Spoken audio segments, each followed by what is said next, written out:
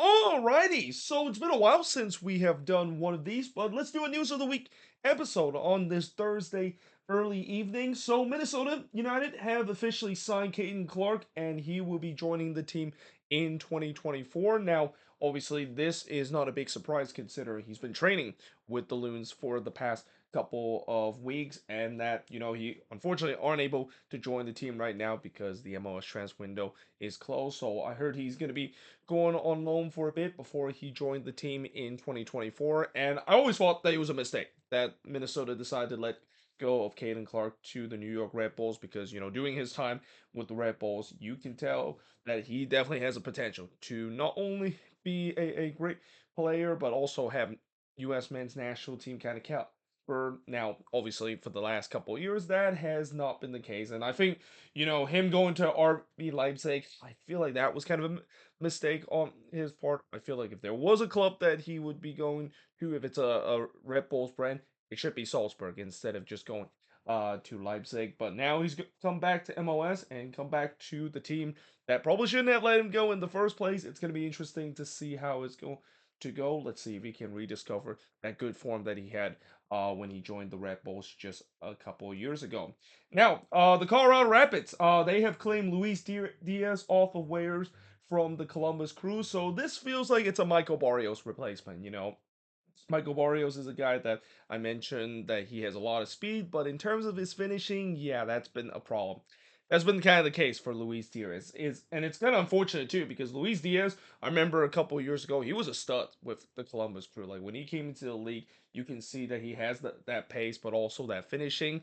The problem is the last couple of years that finishing has not really kind of worked out to a point where he was dropping down the pecking order, and the Crew decided to basically cut him and put him on waivers. Now, the Rapids decided to pick him up, and like I said, it just feels like it's a Michael Barrios replacement because both of these players are very similar, and that, I don't know if that's going to help this team in some way. I mean, it's kind of weird that they decided to add another player for the remaining of the season when I'm thinking for the remaining of the season, they're already thinking about first getting a new head coach and also potentially go through another big rebuild because the team that they currently have is clearly not good enough to compete in MLS for the rest of the season and maybe even for next season too.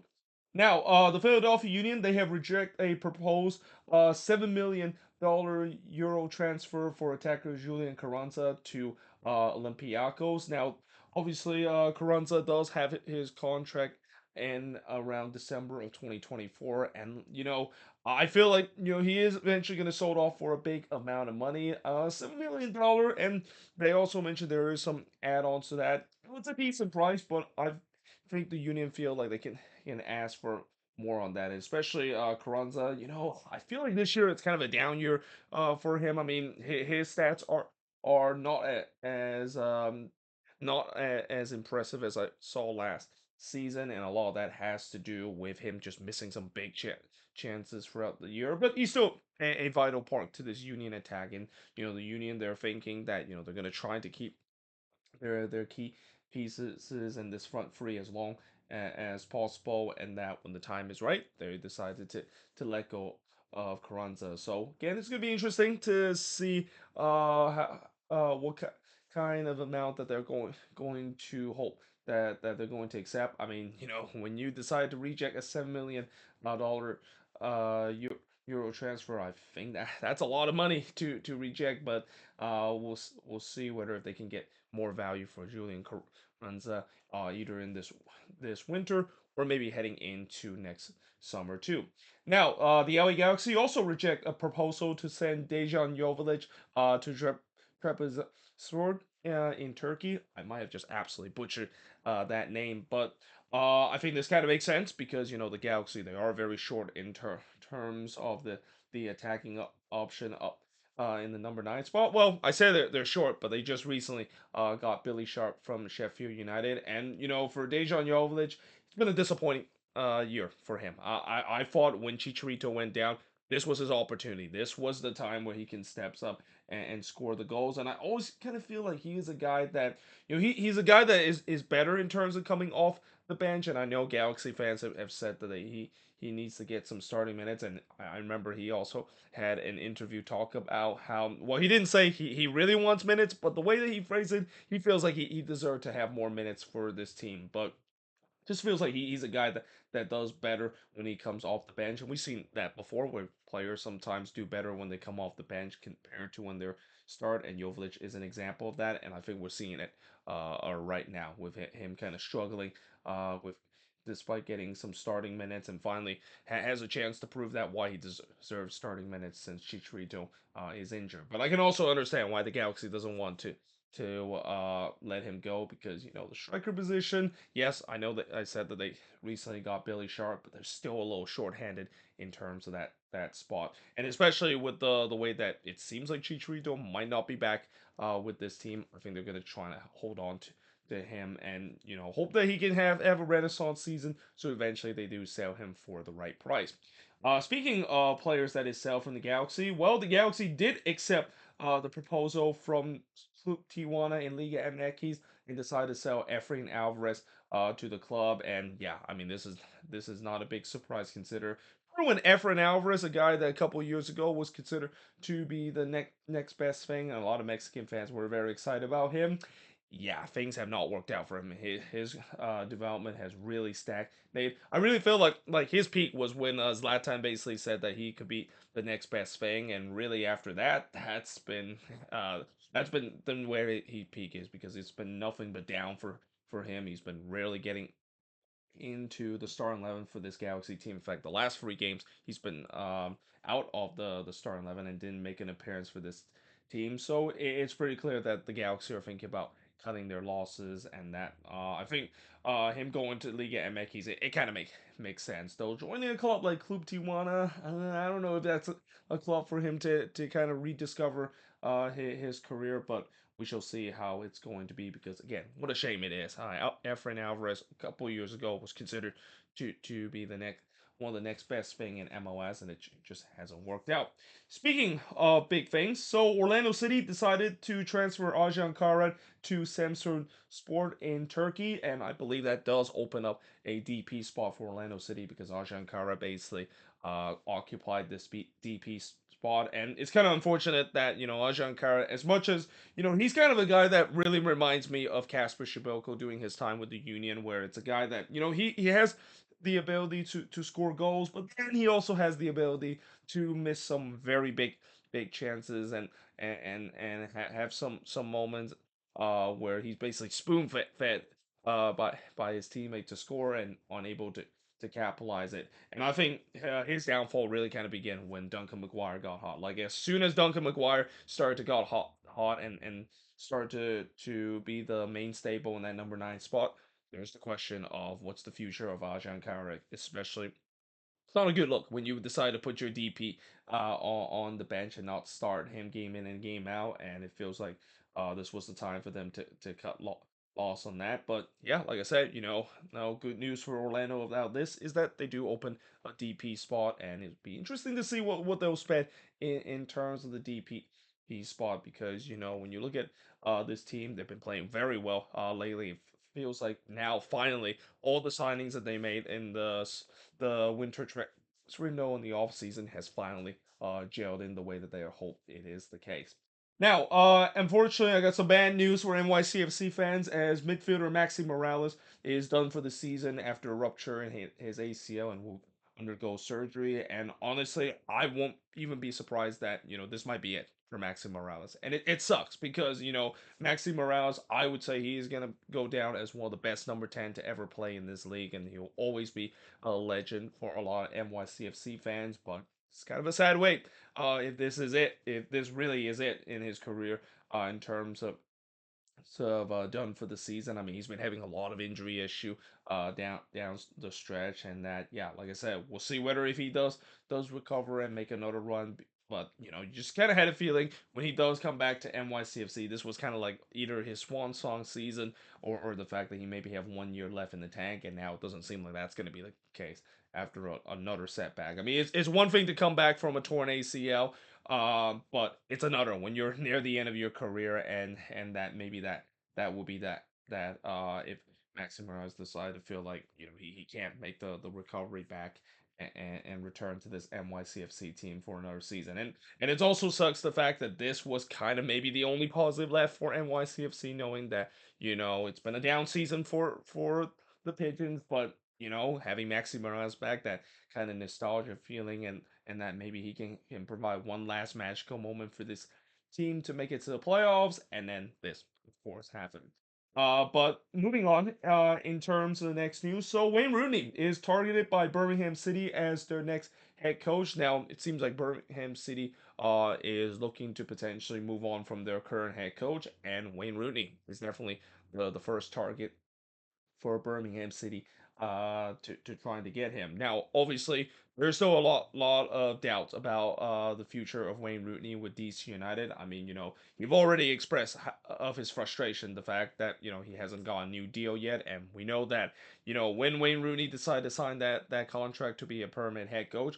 It was only on an 18-month basis, and I think his contract ends at the end of the year. And that again, when you look at the project and this short term kind of project that Wayne Rooney has been able to do, I mean, it's been okay, I guess. I feel like when you look at DC this season, it feel like this has been a very kind of predictable season where I just thought that as much as they're kind of going all in this year, there's a lot of question mark in that. It also kind of feel like a team that it could be very boom and bust, and that no, this season, I mean, I don't want to say that they boom, but I also don't want to say they're bust because they're in the playoff race. But it's kind of also like it's just kind of a mediocre team that Wayne Rooney has to work, and that again, I don't know if mediocrity is enough for this DC front office to feel like Wayne Rooney could be the future of this team in terms of the head coaching role. So yeah, if he does move on,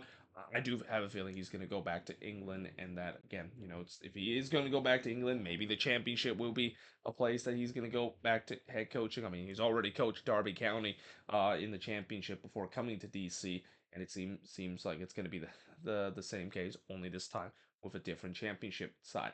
Now, Cucho Hernandez, he have won the Player of the Week, unsurprisingly, because he scored a hat trick. Anytime when you score a hat trick, unless if another player score a hat trick in the same match week, you're gonna guarantee to win Player of the Week. And then USL League One have expanded to Portland, Maine, and the reason why I want to mention this is that the logo that Portland, Maine decided to go for the USL League One team look very similar to the Portland Timbers, and it kind of makes sense because when you have two teams that is called Portland, maybe they're trying to copy each other out, and that I also want to say that I'm hoping that not in the U.S. Open Cup, because I don't think we'll ever have a U.S. Open Cup match between Portland, Maine USL League One team and the Portland Timbers, but for a preseason friendly or even for a friendly, I want to see both of these teams play against each other. The Timbers versus this Portland Maine team, because it's the Battle of Portland. See which Portland is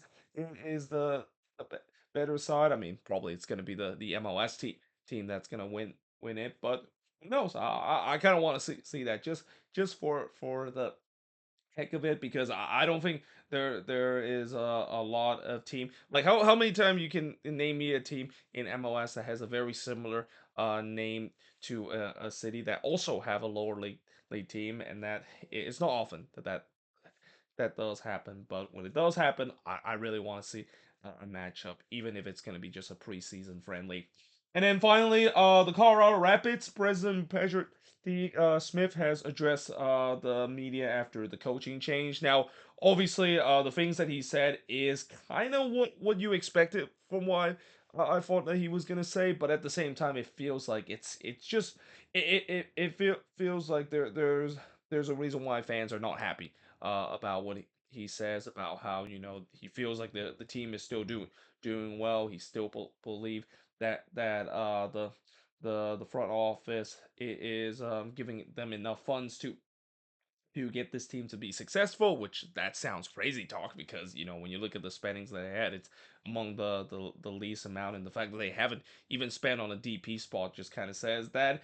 And then of course, I think the most craziest thing he said is that he think Kevin Cabral is still worthy of a DP kind of tag, and unfortunately, as much as I really want Kevin Cabral to kind of have a renaissance season, kind of have a similar experience that Kellen Acosta has when he went to the Rapids, and how everybody thought that was just kind of a move where he's gonna ruin his career, but it turns out he blossomed, and now he's with LAFC as a resort.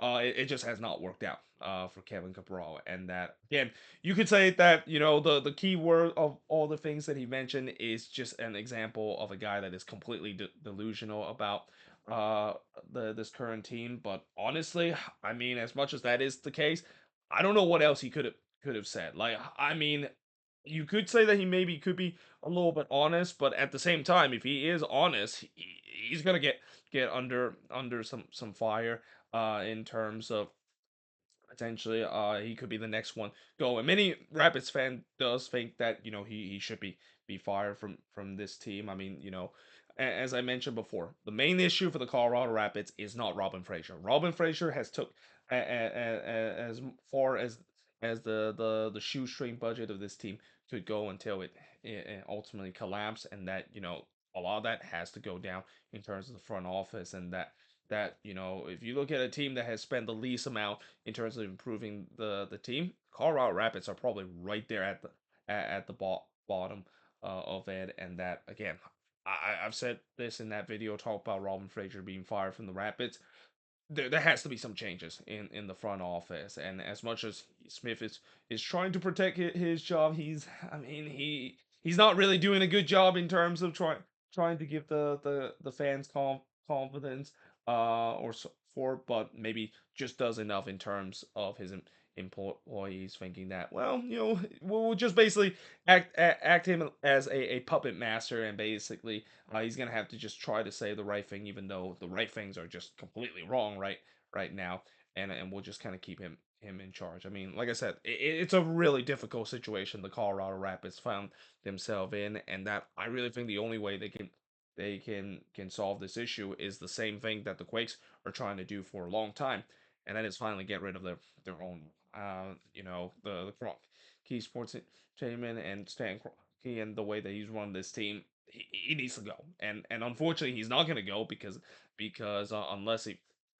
decided to finally move on, MLS is not going to step in. Like, I heard people have said that MLS should really step into it, and they are trying to step in terms of the training facility and all sorts of stuff. But that's kind of as far as they go, because as long as the Colorado Rapids is still generating enough revenue, which apparently MLS feel like they of course do, then MLS really doesn't have any say in that. They feel like it's good enough for them to operate, even if this is a team that continue to put bottom feeder material week in and week out. But there you have it. That is pretty much it in terms of a quick news of the week episode. As always, let me know in the comments below, what do you think of this news of the week episode. If there's any news I didn't mention here on the board, let me know in the comments below as always. But yeah, hope you guys enjoyed this video. If you do, make sure you guys leave a like, smash the subscribe button, and yeah, I of course will see you guys next time.